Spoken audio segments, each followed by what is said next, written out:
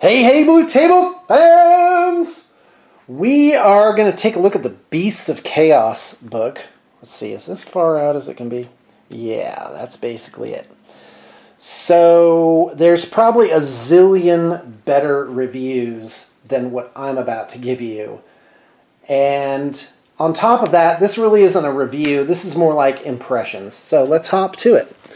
So, first off, I have a Beasts of Chaos army coming in, and I'm going to be painting it up.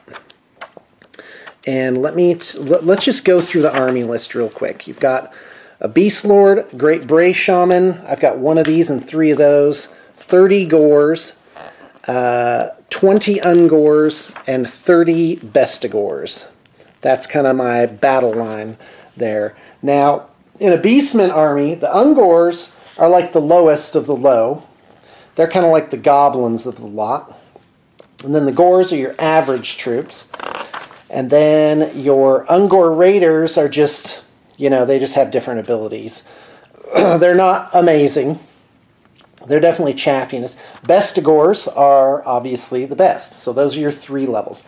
Tuskgore Chariots, a Doom Bowl. I don't know if I'm getting a Doom Bowl. I do have a Cygor coming in, which is this giant monster. A Gargant, which is again a giant monster. It's like a Minotaur on steroids. It has like 4 arms and, you know, is like 40 feet tall or something ridiculous. Bolgors are the new Minotaurs, and you may have noticed that Games Workshop got rid of Warhammer Fantasy and started doing Age of Sigmar, and there were so many great reasons to do this.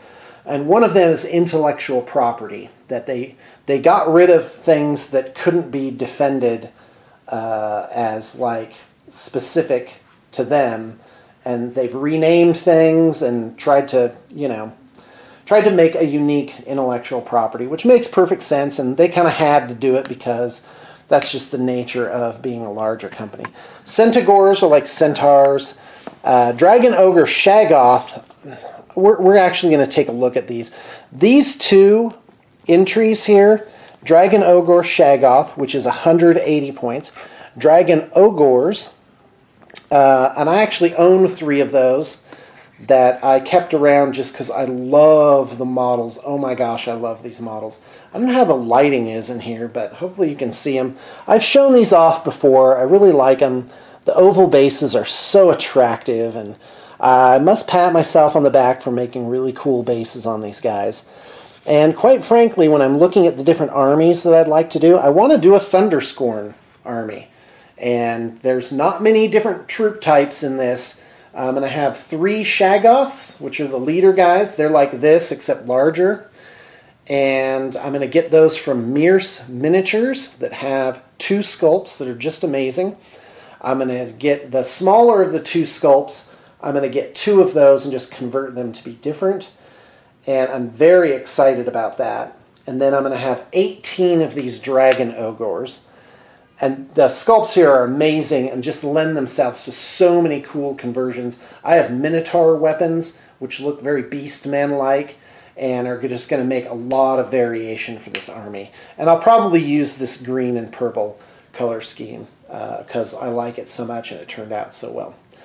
All right, guys, back to the book. Now, quite frankly, I think the Dragon Ogres are one of the better deals in the book, and I'm going to talk about that in just a little bit. Warhounds are terrible, except as, you know, a cheap chaff unit. I think they're 8 points each. In fact, let's check the price for Warhounds. Yeah, they're 8 points each, and I got to tell you, for 8 points, they are not great, even as chaff. They just... I don't know. I don't even know what to do with them. Spawn, some people swear by them. I don't really like them. I still love the Jabberslythe. In fact, let me grab my Grand Alliance Chaos book and just see if I can find that Jabberslythe. Oh, I bet I can, because I'm amazing like that. Oh, nope, I can't. Because apparently, yep, there you go. So this is the original Jabberslythe. Now, how are these 2 different now? So first off, the Jabberslythe used to be 140 points, and now it's 180 points. And there is a bit of a reason for that, and that is it no longer has a degrading profile. Like, this thing stays at full strength, full move the entire way. 12 inches used to be its maximum movement. Its slithy tongue has the exact... No, it actually has an improved profile now. It does D3 wounds rather than just one wound. I mean, before, 1 attack, 3 up, -1 rend, 1 damage. 1 damage is not great for a range attack. It basically turns this monster into something meaningless. I am going to convert up actual dragons. Like, the dragon ogres are supposedly descended from dragons. So I'm going to use the Jabberslythe profile to be my dragon. Vorpal Claws have, let's see, 6, 3+, -2 rend, 1 damage. Those are unchanged, except they don't degrade now. They just constantly are at maximum. Spiked Tail. That is 1, 4+, 3+, minus... Yep, same thing. So basically, same profile, except it's ranged attack, which is very limited, only 9 inches, went up to D3 damage. Now, the abilities. First off, Spurting Bile Blood actually went down. Like, it's worse now. And that was really the cool thing for this model. Is every time it takes... it used to be every time it takes a wound, you roll, and on a 4-up, you take D3 mortal wounds, which meant, on average, if you did 10 wounds to this old version, and you would be taking 10 wounds as well, and now it's halved. They halved the special ability. It only does 1 mortal wound on the 4-up. Aura of Madness. Roll a dice for each enemy unit within 6 inches of this model. Yeah, it used to be that they were... You could get 2 Jabberslythes could force multiple tests for madness, but now it can't. It's just that roll a dice for each enemy unit with 6 inches of any friendly Jabberslythe. Yep. Yeah, it used to be. So quite frankly, the old profile is definitely better. I don't know how it works. You know, does this overwrite that?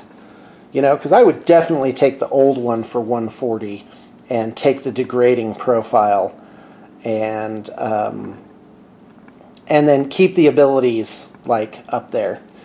Because, yeah. But anyway, it doesn't matter. It's 180 points. It's a great creature. I'm going to use dragons for it. I'm really excited for that. So, and that's going to be my Thunderscorn army. Let's, so, yeah, first impressions. Let's keep going. The Gargant is, like, so bad. I can't even describe it. The Chimeras, okay. I mean, for what I noticed, because I started running these all through a spreadsheet, the damage output for all things in this game appears to be about 1 point per 20 points that the creature costs. So if you had a unit of guys that were 10 points each, and you bought 20 of them, 200 points, you'd be putting out about 10 wounds every turn, and every time they attacked. And, well, attacked, ranged, and close combat. It's combined. So it's pretty average. 20 points gets you 1 point of damage, and then of course you'd have to make a save. And I take into account rending, which is the only thing that's not like one-sided, meaning the damage here, you don't ask your opponent what their toughness is anymore. So anyway, I don't know if I explained that very well, but the damage output on these things is really nothing remarkable. If you look at competitive lists, there's a tournament in Australia recently where Beasts of Chaos came out on top. So that guy must be a master player, but once you get to 100 people, you know, your skill is important, but list building becomes, like, essential. You can't just luck out with an average list. And what you're seeing is you see Zongor Skyfires, and quite frankly, I look at these guys and I'm not seeing it. But they are cool looking. I'm all about Tzeentch, But in my case, I'm definitely going to do my Thunderscorn army. I'm really excited about it. And let's see. Okay, Zangor. Yeah, the winning list actually had 2 units of 9 of these guys, and they are not cheap.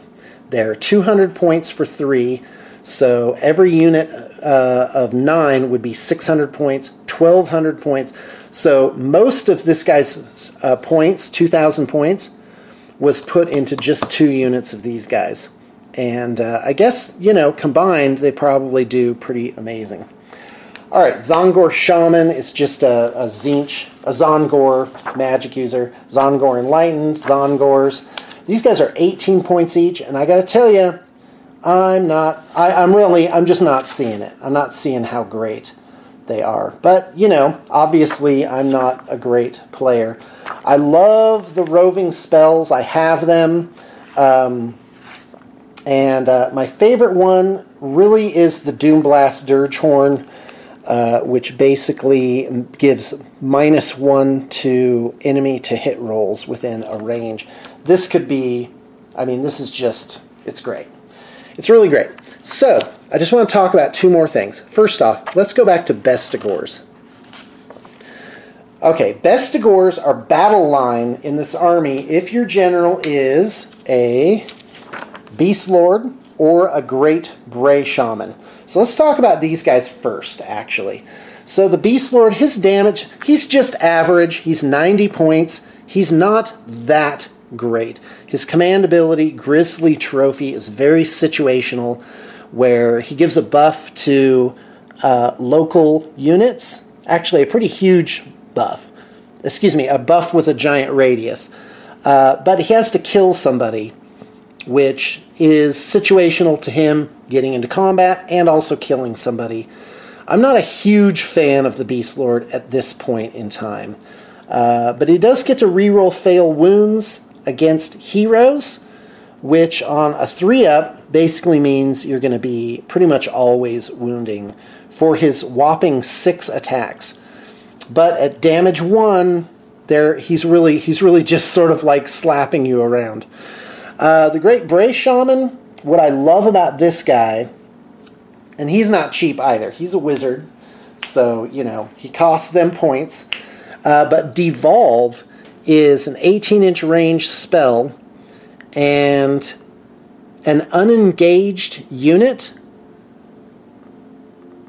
has to move 2d6 inches towards the nearest enemy unit.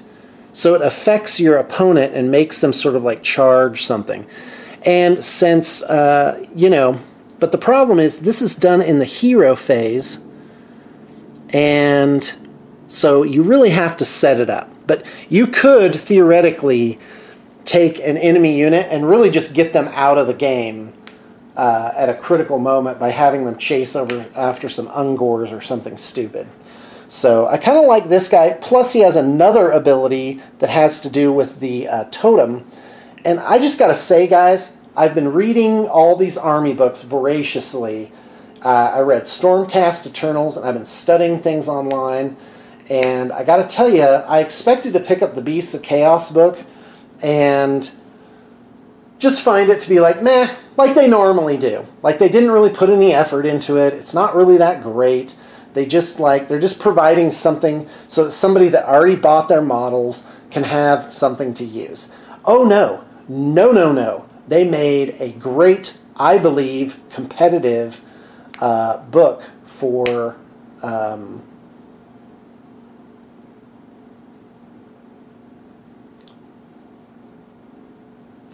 actually using these models. And they also made some new models. So, good stuff. And I've come to all these conclusions in like a day because, you know, yeah.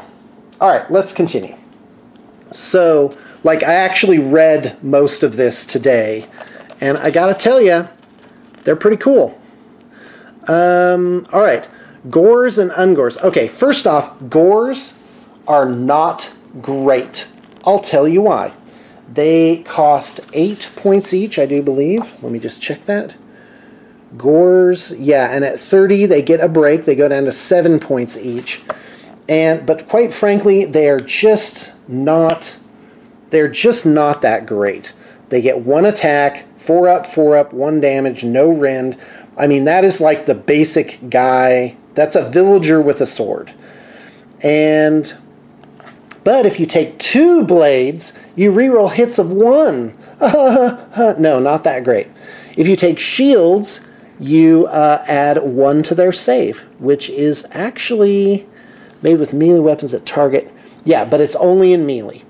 Anarchy and Mayhem add 1 to the attack characteristics of this unit's melee weapons while it has 20 or more models. I don't know. I'm reading the Gores, and I'm not that impressed by them. And same with Ungors. They're great for a chaff unit, but 60 points for 10 of them is also 60 points. But again, the guy with this top list, he was using Ungors. But let's talk about Bestigors. I was running the numbers on these guys, and I really sort of like my eyes got wide because they put out a lot of damage for their points. They cost 12 points.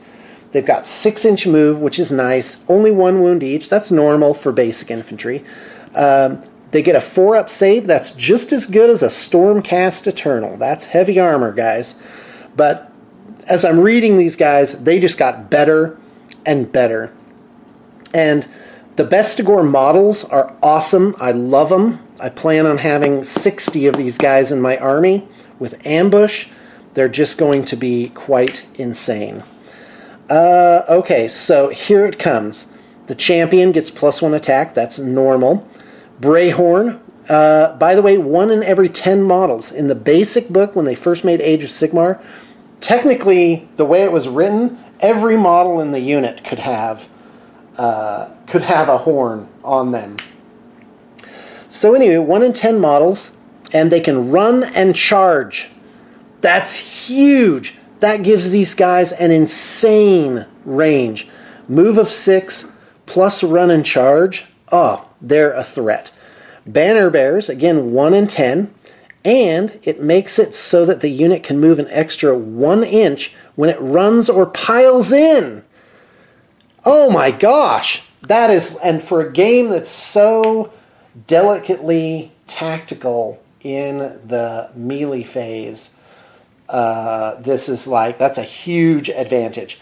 Oh, but it doesn't stop there. As despoilers, they add 1 to hit rolls for attacks made by this unit that target enemy units with 10 or more models. Situational, but also common. In addition, you can re-roll hit rolls of 1 for attacks by this unit that target order units. And that's a nice little bonus. Okay, and it still keeps on going. Bestial Charge. Add 1 to the attacks characteristics of this unit's melee weapons in a turn in which it has made a charge move. That is outstanding because their attacks are brutal. 2 attacks each, 4 to hit, 3 to wound, -1 rend, 1 damage. That's a lot of little advantages across the board. Not 1 attack, but 2 attacks. Not 4 to wound, but 3 to wound. Not 0 to rend, -1 to rend. Damage is just average, but it's the little things that count. So these guys throw out 0.065 of a damage per point. That's different than almost everything else in the game that throws out 0.05, 1/20th of a point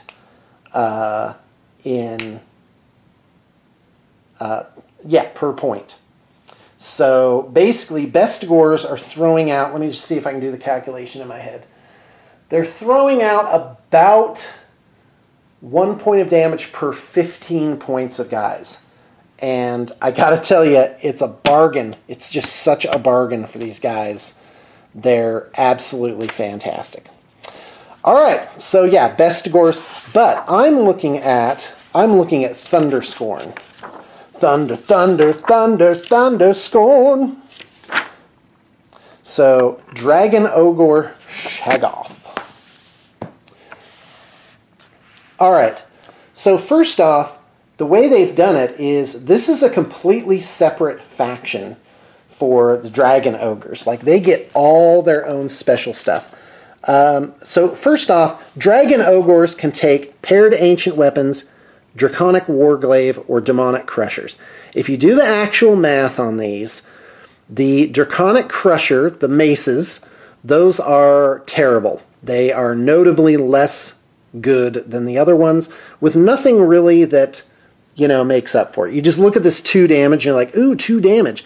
Yeah, but then, you know, they only get 3 attacks with it. Whereas the paired ancient weapons, which are better, and by the way, it's to hit and wound 3 for all of them. But with paired ancient weapons, you get 6 attacks, no rend, 1 damage, but that ultimately puts out more damage than the maces, even though they're double damage. And yeah, wouldn't that mathematically be exactly the same? I'll have to check my numbers on that. The Warglaive does put out slightly less damage, but it reaches 2 inches, which can really matter with these giant-based guys. Let's see. Storm Rage, this is their one ability. Storm Rage, you can re-roll hit rolls of 1 for this unit while it is wholly within 12 inches of a friendly Dragon Ogre Shaggoth. Not great unless you're actually doing a Thunderscorn army and you have 3 of these bad girls up here. The Shaggoth, oh, and the great thing about Dragon Ogres is their cheap cost. A Minotaur costs 53 points. A Dragon Ogre costs 43 points. Like, that point cost, like, these guys are cheap. And quite frankly, I think they're going to be hard to find on the shelves for a while. And, yeah, I love them. And it's all the synergy. These guys, even though there's only 2 things here, there's like a zillion miles of synergy with these 2. So, first off, Shaggoths are wizards, which is nice. They can summon lightning, and which is nice. It's healing. They have a lot of healing. And reroll failed wound roll for attacks made by that unit. Okay, so anyway, a little bit of synergy there, a little bit of a buff. But where they come into their own, in my opinion, and I don't know, maybe I'm just dumb, I'm just learning the game. You've got Thunderscorn Stormherd. Now this costs 190, which is pretty expensive for a War Scroll.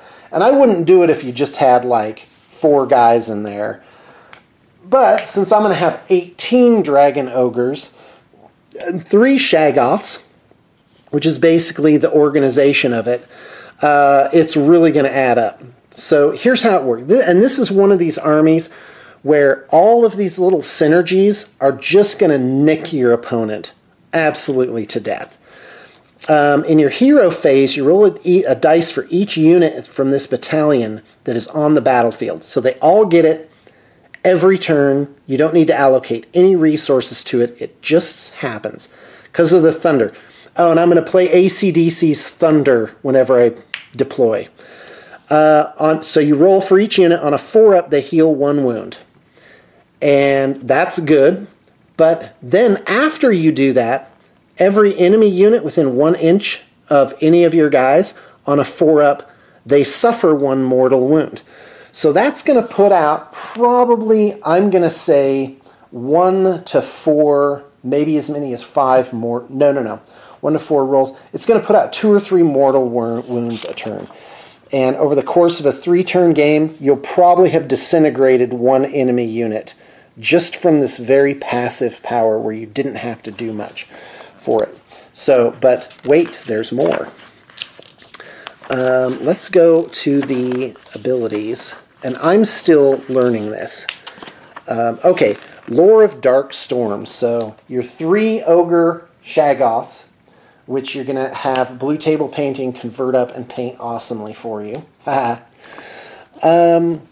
They get, here's the spells. Thunder Wave just does mortal wounds if they're next to the caster. So pretty situational, but it could really hurt super bad. Maybe put out 4 mortal wounds.